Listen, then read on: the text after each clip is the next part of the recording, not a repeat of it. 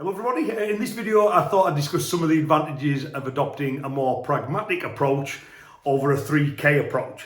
So to define the term 3K, this is a term that I thought I'd coined, but it seems it's in wide use. And it refers to kata, kion and kumite, and never the three shall meet. So most practitioners of karate will do kata, kion and kumite of different types. But I think what defines a 3K approach is they're largely practiced as separate disciplines. So people do kion to get good at kion, kata to get good at kata, and kumite is predominantly based on a modern point-based competitive format. So the three of them don't really relate to one another. They don't really kind of holistically gel together. So there's a lot of karate practitioners out there who do 3K, and if it's working for you and you're enjoying it, that's great. You know, everyone needs to find a martial arts approach that works for them.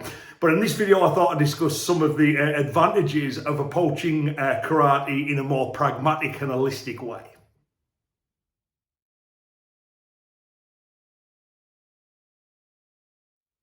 So overall, I think one of karate's big advantages compared to a lot of other martial arts is everyone of every age can do it. There is a version of karate that's good for children, for teens, for young adults, for older adults, and even the elderly, right? If you look at other martial arts, say like boxing and judo to a degree as well, arts like that, you can do them for a certain point of your life. And then after that, you maybe drop into coaching or whatever, but you're not actively practicing anymore. One of the good things about karate is that it can be with you your entire life. The way I practice now as a middle-aged man is not the way I was practicing 20 years ago, or certainly not the way I was practicing 20 years before that either. But there's been some consistent threads all the way through it. Now, the great thing about the holistic approach as part of that kind of wider, different types of karate is it's very popular with adults. Now, I know a lot of karate clubs that I talk to, oh yeah, we get loads of children students, no problem, but we struggle to get adult students. Well, I would suggest the reason for that is you're not teaching adult karate. You're teaching karate as a form of exercise, a form of discipline, a form of sport. But for those who aren't interested in that kind of stuff, you know, you're 30-year-olds plus, they're not going to be interested in that. Whereas that more pragmatic approach has that interest for those adult students. So at my dojo, we have a very small kids section. Most of the children who train are the children of the adults who are training.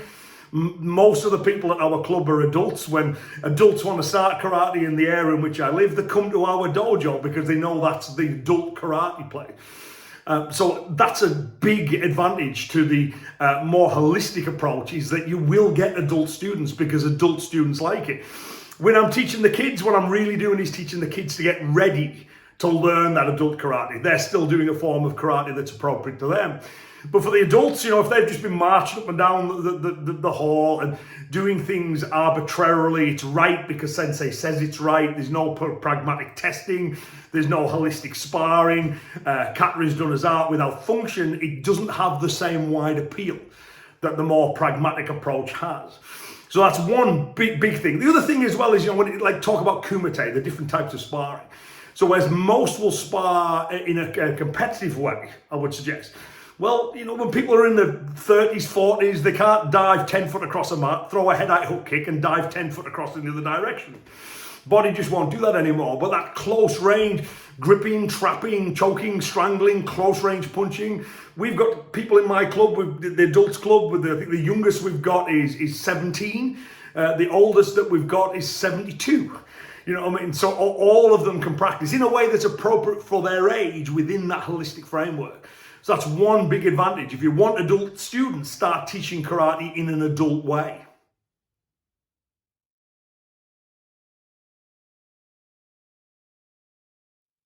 Another huge advantage of the pragmatic approach is it's very holistic. So if you take the way that 3K is practiced, it's normally mid to long range kicking and punching, and that's it. The thing about the more holistic approach, arguably the more traditional approach, is it is holistic. It includes kicking and punching, of course, but it also includes trapping and throwing, locking, choking, and a small degree of groundwork as well. It's way more holistic. It broadens your martial knowledge. You've got lots of things to practice. There's always something new to learn. And again, that makes it quite exciting and interesting. Not for everybody, I get this, because for some people, that they like having a very small set of knowledge, that they can say, I've done that. I've learned karate, but for most people, if you're enjoying something, you want it to continue. You want that excitement of always having something new to learn. So while it's off-putting for some, it's very appealing to many. The other thing that I like about it is, I've said in other videos, I'm a martial artist first, a karateka second, and I've no idea what style I am, right? The reason I say I'm a martial artist first is because the great thing about karate as I do it, and people like me do it, is you can have conversations with other martial artists. So if I go and talk to a Wing Chun guy, they're the expert trappers, but I have some trapping skills. So I can talk to them. I can go to the judo guys, and they're the expert throwers, but have some throwing skills. The BJJ guys are the expert ground fighters, but we have some ground fighting skills. So you can have that conversation with the wider martial arts community. You can learn from one another. It's not as boxed off as the 3K approach can be. So it's another big advantage of the holistic approach. It widens your martial knowledge. It makes it way more enjoyable. And it makes you it allows you to participate more effectively in the wider martial arts community. And that's a great thing. It's lots of fun to be able to learn from other disciplines, because you have something already within the karate that allows you to have those kind of conversations and discussions.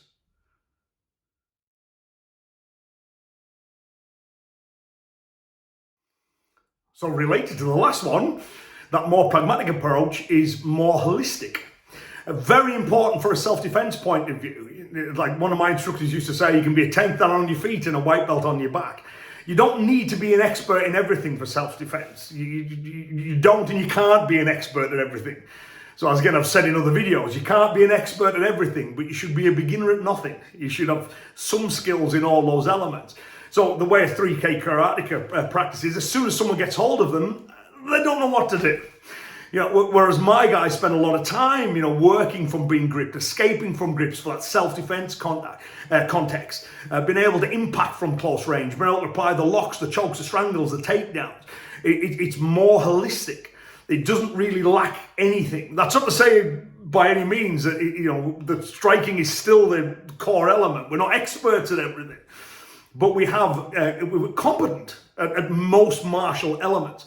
It makes it more holistic, which definitely, will help with the self-defense side of things, where the fight will end up where it ends up. And, you don't want to suddenly find, whoops, they've got hold of me, I don't know what to do, or they're too close, that kind of thing. Especially for self-defense, where the majority of criminal violence will start, at conversation distance. It's normally preceded by some kind of dialogue, so we're talking, arm's length. So by all means, in my dojo too, we still do that fighting at a distance stuff. I think that's fun, but it's dueling stuff. That ability to outfight another martial artist. But again, the great thing about the holistic thing is you consider how you would outfight one another in a complete way, not by using rules or agreements to say, no, this is the only way we're going to fight. It's quite a common experience within the practical karate community, that when they spar with other people, they'll constantly go, oh, you're not allowed to do that, you're not allowed to do that. Well, self-defense wise, they'll do whatever they want to do. So that more holistic approach makes it more practical as well as more fun.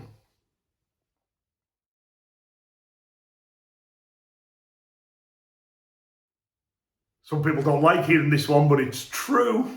It's definitely more effective too, because we test things. When we're doing the impact work, we're hitting pads an awful lot, right?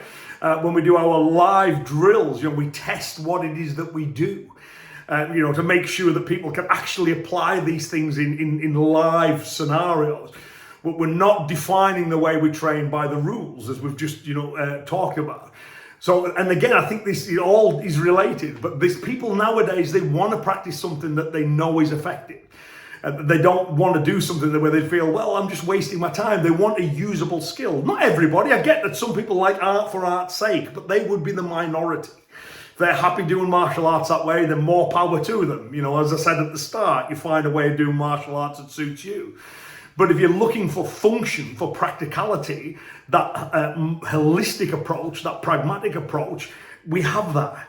Because we do a wide range of things, and we test a wide range of things, and we pursue function above all. Right, we're not as dogmatic. If something proves to be a more effective way of doing something, then we adopt it, just like the old masters did. We don't have that dogmatic, that's not my style kind of thing. If it works, it works. We're not looking for this purity. It's function that we're looking for. Does this work? And that's includes the training methods and everything else. The way that we train is more functional. And the wonderful thing I find about it as well is that if you adopt that functional first mindset, you just realize how cleverly constructed traditional karate is, why the katas are the way they are, the techniques within them, the orders within them, the way all the methods integrate. It's not just a pretty dance to be done to pass gradings or win competitions. There's a depth to it, and you realize why it's structured the way it's structured.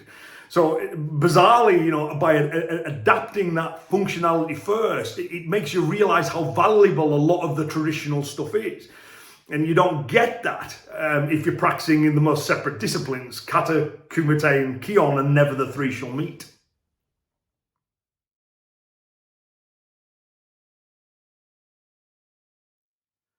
The other big thing is it's way more interesting to practice, way more interesting to teach. You're not doing things arbitrarily, what I call these artificial success criteria, where someone says, no, this is right because we say it's right. And if you want your next belt, you'll do it exactly as we say it is. Your hand should be there, not there. And all these kind of little nuanced minor things that generally don't matter functionally. It's good to have, when it comes to kata, it's good to have a datum that you work to so people develop those high degrees of muscle control. We still want really sharp, good kata. But we're doing it within a practical framework. People understand why they're doing it the way they do it. One of the great things when you adopt this practical approach is when you teach kata, and a student's got the motion wrong, you can demonstrate why it's wrong. This way, this position that you're in now is less stable or generates less power or doesn't get you into the right position to open up the target. There's a reason for why right is right, rather than just some sensei saying it is.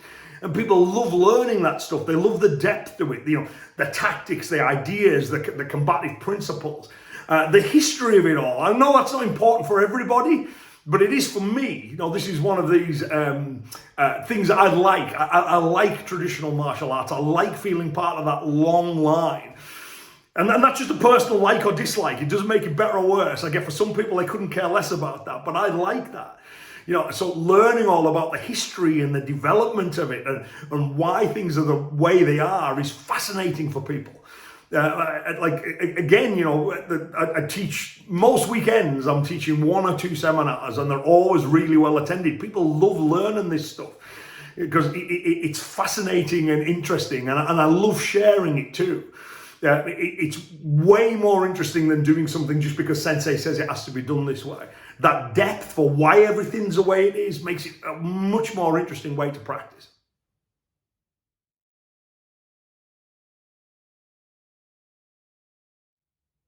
Because this doesn't matter for everybody, as we've just discussed, but it's more traditional.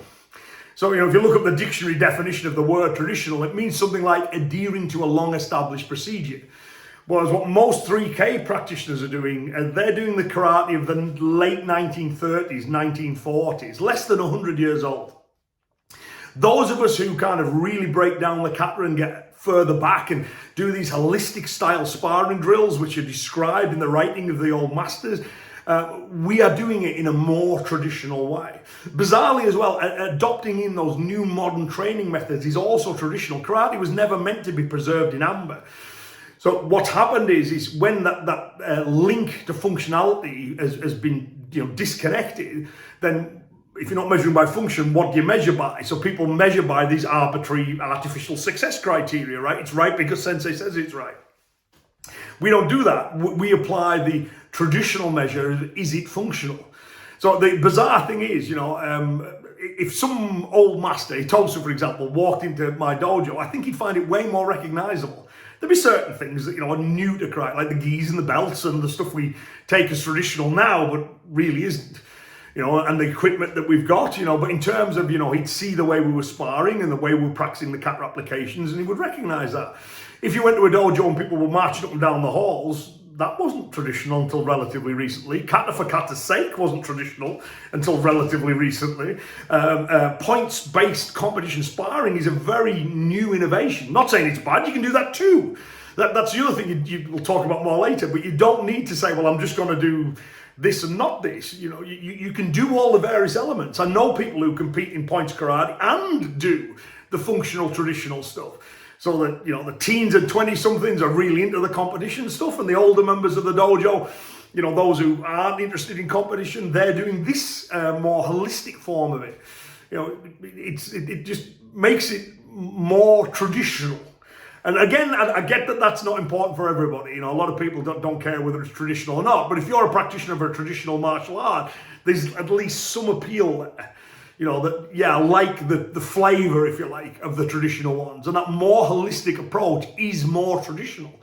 It's the older version, adhering to a long-established procedure. Well, breaking down the kata, understanding them, doing the applications to them, doing the locking, the throwing, the choking, the close-range striking, doing it in the various live drills, all that kind of stuff, that predates the more 1940s 3K stuff. A friend of mine uses the term pseudo-traditional for that, and I think that's a good thing. It's not really that traditional, despite the fact people use that label. So if you really want to do an art with a long heritage and depth, then doing it in a more pragmatic way will give you that.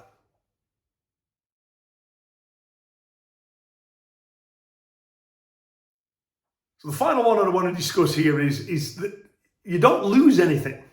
So I understand that some people, when they're on that cusp, they're looking at what the pragmatic martial artists are doing and saying, "Oh, it looks fun and interesting. I can see the value in that. It looks pragmatic. I might want to do that, but I've spent so long on this 3K stuff that I just don't want to throw all that away." But the great news is you're not. You're not throwing it away, because that high level of kion and kata and body control that you've got, that coordinated movement, that will really help you when you move into the traditional side. In my dojo, we do line work, we do kata, but we do all the other stuff as well. It all links together. The kion comes from the kata, the kata informs the partner drills, it forms the sparring, it's all linked. So it gives you a greater reason to keep doing that kion and that kata. It's not just doing it because we said. So the analogy I often use, it's like finding out your house has another room. So one day, you walk in your house, oh my God, I haven't spotted that door before. You open this door, and whoa, there's all this stuff as well. There's this other room, there's all this other part of karate, if you like, I can do. If you find out your house has another room, that doesn't mean you have to live in that room. It doesn't mean you can't go into the other ones, but the house has suddenly become more valuable because there's more space than there was. It's got a more valuable property. So it's one of the pains to stress to people as well is if you like doing, which I do, I like doing kata because the way it makes my body feel too, you can still do that within that pragmatic framework. All of that's still there. You just gain stuff. You don't lose stuff.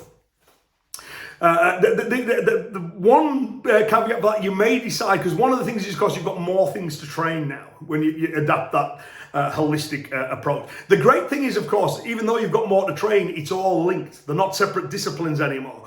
So your pad drills will improve your kata, will improve your sparring, will improve your partner drills. It's all linked together. So every part of it supports every other part, so because you're not training it as separate disciplines anymore, you'll find your training time will be way more productive. But you don't need necessarily to just get rid of everything. So again, I know clubs that are really into points karate and they do that kind of sparring, and they also do this holistic kind of sparring too. They do the grappling, the throwing, the locking, the close range striking, the hooks, uppercuts, elbows, knees, all that stuff that generally you don't see within modern points karate. They do that, and they do the competition. So you don't lose anything. There are some forms of practice that you may want to consider getting rid of. So the obvious examples, things like 3 and 5 step sparring, they're pretty much martial dead end, those as I've talked about before. They're something that originated within the karate of the late 1930s, 1940s. It's a poor attempt to copy some of the practices in kendo and judo, like the Nagano kata with the 2 imbalances and the 1 throw. So the Karateka kind of copy that. We'll block 1, we'll block the second one, we'll do something on the third. But the distance and timing of that stuff is just off. Now, you may decide that you still want to do it for the art of it and the enjoyment of that. If you find it, fun to do, you can do that. For me, we dumped all of that stuff because it doesn't really take us anywhere. It doesn't really fit with our aims. That doesn't mean there's not other things we don't do just for the fun of it and the fact that we enjoy it. You could argue that a lot of the dueling skills, the consensual violence skills, will form in that category. So we do spar guards up at a distance and stuff. They're allowed to clinch as well. We allow leg kicks. They're allowed to hook and uppercut and cross and all that kind of stuff too. They can elbow and the knee when they clinch, but we're still doing that within in addition to a non-consensual violence, practicing in a self-defense based way where there may be more than one person and they're looking to escape. We also do it in a way where I want to, defeat this other guy. I want to win this fight. We do that not because you need to do it, because by definition, a consensual violence is something you agree to do. But we like doing it, so we continue to do that as well. And you can do the same. You don't need to go, okay, well, I'm throwing everything away and I'm starting again. Firstly, you're not throwing everything away, because a lot of what you've already got, its value will be proved to you. Why you spent all that time learning that kata, when you start working the bunkai and the drills and putting that in the spine, you'll go, oh my God, I get this. It makes perfect sense. I understand why the kata is constructed the way it's constructed. It doesn't become less valuable, it becomes more valuable. That high degree of body control and body awareness, that will transfer over as well. One thing as well, I sometimes find with Keon, within the 3K, they'll do certain sequences of movement that don't have a functional purpose. It's just done because it's a difficult sequences of movement. Within the pragmatic community, we tend not to do that. Every bit of Keon we do has a functional application, could be applied. Any combination could theoretically be used live. We're not doing things just because it's a difficult physical set of movement. So the Keon might be a little bit different. But again, that adds value because you can say why right is right. No, don't do this, you're leaving yourself open. No, don't do this, you'll have less power. No, don't do this, your line of attack is wrong.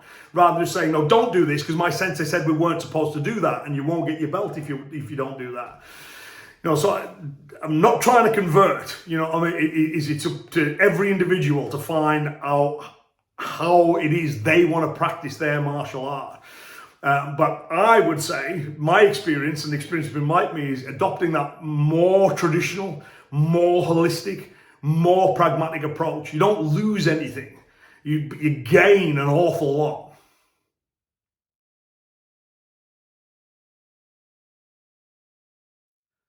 So there's other things we could discuss as well, but I think that's probably enough to get people thinking. I'm making this video for two purposes. Maybe some of you are on the cusp of maybe trying to alter the way that you do your karate. And maybe this video will help you think a few things and help you decide how you're going to make that step. I also, I know there's some within that pragmatic community that, sometimes, you'll be talking to a 3K practitioner. Maybe some of the ideas can help them, see, well, you've got these advantages too. I think what's very important with this stuff is as well, it should never become us versus them. It should never become right versus wrong. If people are training in a way that works for them, then I'm really happy for them. So I do know I have friends who do kata because they just like kata. That's their thing. They like to go to the dojo and leave the world behind and just do the movements as a form of exercise, and more power to them. That's not for me. I need it to have a demonstrable function. And again, happy for them to do that. Where I do start to have a bit of a problem is when they will claim function when it's something they can't demonstrate. Yeah, no, we spend half an hour walking up and down the dojo, then half an hour doing kata, and then we do point style karate, and on our advertising we claim that we teach you self-defense and stuff. You're not. You're really not. So at that point, if you're making a claim, you need to be able to back that claim up, you see. But everyone can do it their own way. We don't need to kind of have everybody practicing karate in the same way. But for those who might enjoy this approach and might find it more interesting, don't be scared of it. You won't lose anything. You'll just, I guarantee it. If it looks like you want something more functional, with more depth, a bit more history, and something that will, you as an adult, I assume you're an adult watching this, you as an adult will enjoy more. And if you're instructive, if you want more adult students, this is definitely the way to get it. Again, my seminars are always very well attended. We always have the rule of 18 years above only. We only get adults, and they're always packed. The dojo, again, we've got lots of adult students. We have a waiting list for students. Adults want to come to us because people have seen what we do. And even as beginners, they come to the dojo, which we encourage, and have a watch of what we do, and they watch it and go, yeah, that looks great fun. That looks really exciting. In a way they won't see it if they just see people marching up and down the hall and that kind of stuff. We have a wide age range of people, from young adults to older adults, all trained together, all enjoying it. So there are advantages to a practical approach. So if you think it might be for you, hopefully this video has given you something to consider. And for those already on this path, you know this already, right? But it never hurts to be reminded of it.